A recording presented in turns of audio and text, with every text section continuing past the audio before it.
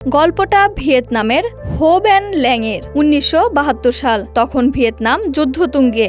হুট করে একদিন এক ভয়াবহ বোমার শব্দে বদলে যায় সব। ল্যাংয়ের মা আর দুই ভাই বোন চোখের সামনে প্রাণ হারান। শিশু ল্যাংকে বাঁচাতে তার বাবা তাকে কোলে তুলে নিয়ে সোজা ছুট দেন এক দুর্গম গহীন জঙ্গলের দিকে। তখন ল্যাংয়ের বয়স মাত্র ১ বছর। তারপর কেটে যায় টানা ৪১ বছর। কোনো ঘরবাড়ি নেই, কোনো স্কুল নেই, মানুষের কোনো কোলাহল নেই। ল্যাং বড় হতে থাকেন পুরোপুরি প্রকৃতির কোলে। খাবারের জন্য শিকার করতেন ইঁদুর, বাদুড় আর গাছের ফলমূল। ল্যাংয়ের বাবা তাকে বেঁচে থাকার কৌশল শিখিয়েছিলেন ঠিকই, কিন্তু পৃথিবীর অন্য অর্ধেক মানুষ অর্থাৎ নারী সমাজ সম্পর্কে একটাও অক্ষর বলেননি।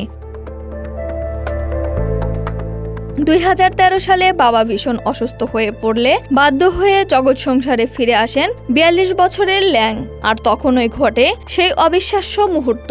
জীবনে প্রথমবার কোনো নারীকে দেখে তিনি অবাক হয়ে ভেবেছিলেন এরা হয়তো অন্য কোনো গ্রহের প্রাণী। বিশ্বজুড়ে তাকে নাম দেওয়া হয় রিয়েল লাইফ টারজান।